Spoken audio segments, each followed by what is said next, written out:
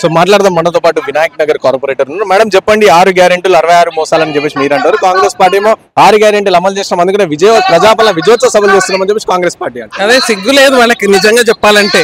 మీకు తెలియదా అసలు ఆరు గ్యారెంటీలు ఏమి చేశారు చెప్పండి. ఆఖరికి రేషన్ కార్డ్స్ లేవు, ఆయుష్మాన్ భారత్ అది కూడా చేయలేదు. చిన్న అంటే ప్రజలకు ఏవి కావాలో అవి కూడా వాళ్ళు చేయలేదు. 6 గ్యారెంటీలు ఆడపిల్లలకి స్కూటీలు ఇచ్చారా చెప్పండి. అండ్ 2500 చేశారా? ప్రతి మహిళకి 2500 ఇస్తామన్నారు, ఇచ్చారా? నిరుద్యోగ వృత్తి ఇస్తామన్నారు, ఇచ్చారా? ఏమి ఇచ్చారు? అంటే ఉద్యోగాలు, విద్యార్థులకు ఉద్యోగాలు ఇస్తాం, 53,000 ఉద్యోగాలు మా కాంగ్రెస్ పార్టీ ఇచ్చింది, బీజేపీ పార్టీ ఎక్కడ కూడా ఇవ్వలేదు అని చెప్పేసి చెప్తాను. బీజేపీ పార్టీ ఇవ్వలేదా? సెంట్రల్ గవర్నమెంట్ కి వెళ్ళి చూడమనండి, మా అన్ని కూడా పత్రాలన్నీ కూడా రిలీజ్ చేశారు. సో బీజేపీ సంగతి సెంట్రల్ లో జాబ్స్ అవి బీజేపీ ఇక్కడ ఇవ్వలేదు కదా. జాబ్స్ సెంట్రల్ గవర్నమెంట్ ఇవ్వాల్సి ఇచ్చింది. అండ్ అందరి కాళ్ళ మీద నిలబెడుతుంది, అన్ని లోన్స్ ఇస్తుంది.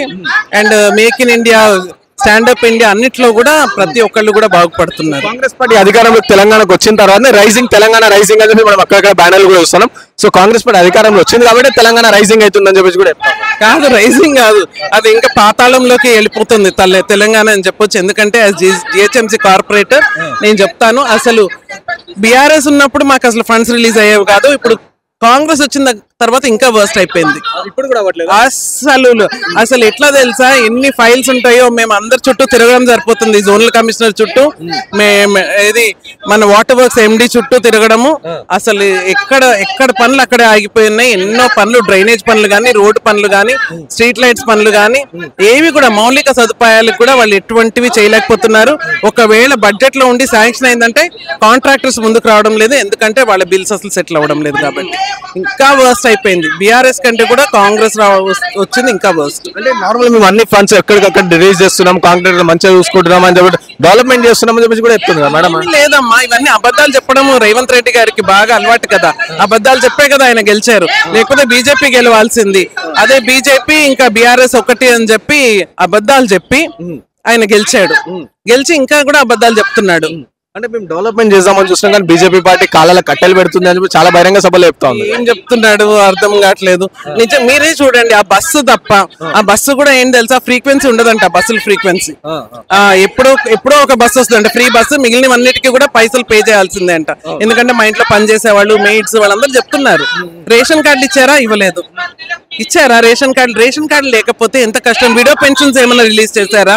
విడో పెన్షన్స్ లేవు, ఎన్నో సంవత్సరాల నుంచి లేవు. బీఆర్ఎస్ ఉన్నప్పుడు లేవు, ఇప్పుడు కాంగ్రెస్ వచ్చిన తర్వాత కూడా లేవు. అసలు ఎవ్రీథింగ్ లైక్ సిటీలో అయితే ఎంత ఘోరంగా ఉందో. ఇప్పుడు ఆవాస్ యోజన అంటున్నాడు, ఎప్పుడు ఇస్తాడు తెలియదు. ఇంద్రమ్మ ఇల్లు అన్నారు, ఒక్కటి ఇచ్చారా? 1 సంవత్సరం అయింది, ఒక ఇల్లన్నా ఇచ్చారా పోనీ?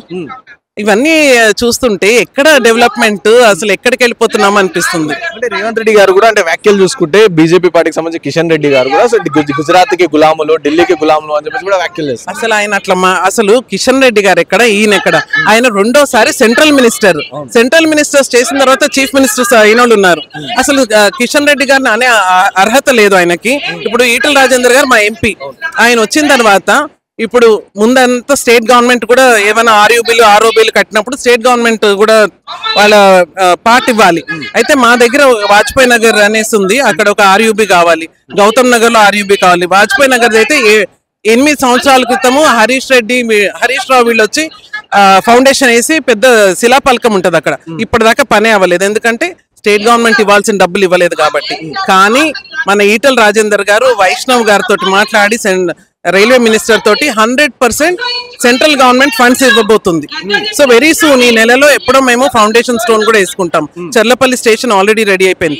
అంటే స్టేట్ గవర్నమెంట్ ప్రమేయం లేకుండా, అంటే వాళ్ళు ఎక్విజిషన్ చేసిన హౌసెస్, ల్యాండ్ కూడా దాన్ని కూడా సెంట్రల్ గవర్నమెంట్ పే చేయబోతుంది. సో మొత్తం 100% సెంట్రల్ గవర్నమెంట్ పే చేయడానికి కారణం ఏంటి?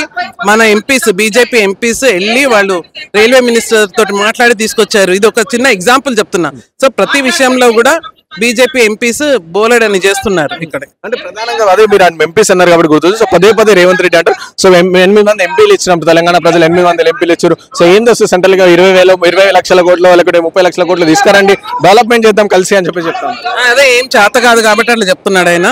మళ్ళీ ఒక పక్క నుంచి తిడుతూ ఉంటాడు. అసలు మోదీ గారి దగ్గరికి వెళ్తూనే ఉంటాడు, తెచ్చుకుంటూనే ఉన్నాడు.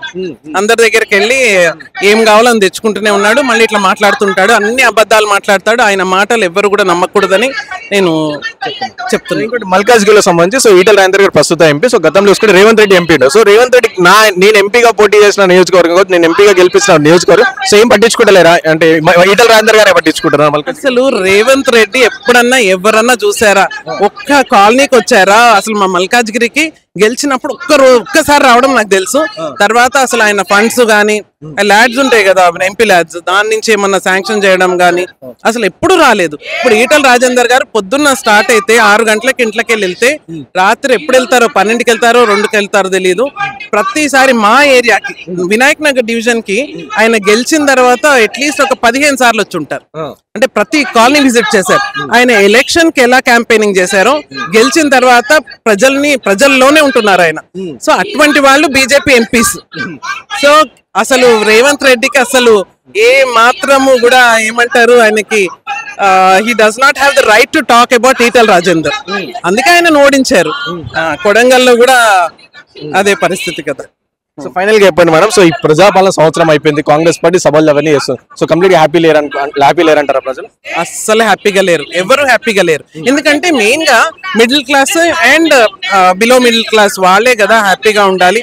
వాళ్ళకి ఎటువంటివి అసలు రేషన్ కార్డులు ఇవ్వకపోతే, విడో పెన్షన్స్ ఇవ్వకపోతే, 2500 ఇస్తానని చెప్పి అందరు మహిళలకు ఇస్తానని ఇవ్వలేదు, స్కూటీలు ఇవ్వలేదు. అండ్ అట్లాగే మా దగ్గర కాలేజ్ ఉంటుంది, ఏది ఒక డిగ్రీ కాలేజ్, జూనియర్ కాలేజ్, ఆ ఇన్ఫ్రాస్ట్రక్చర్ ఏం చేయలేదు. అంగన్వాడీస్ చూడాలి ఎట్లా ఉన్నాయంటే అట్లా ఉన్నాయి. సెంట్రల్ గవర్నమెంట్ ఫండ్స్ వస్తాయి కానీ వాటిని కూడా దుర్వినియోగం చేస్తున్నారు. ఇక్కడ హై స్కూల్స్ చూడండి, కాలేజెస్ చూడండి, అన్ని కూడా నిర్వీణ్యమై ఉన్నాయి ఇప్పుడు ప్రస్తుతం. సో కాంగ్రెస్ వచ్చి అసలు మారిందంతే, ఊరికే పరిపాలన మారింది కానీ పద్ధతులు అయితే ఏం మారలేదు, ఇంకా వర్స్ అని చెప్పొచ్చు. Thank you madam.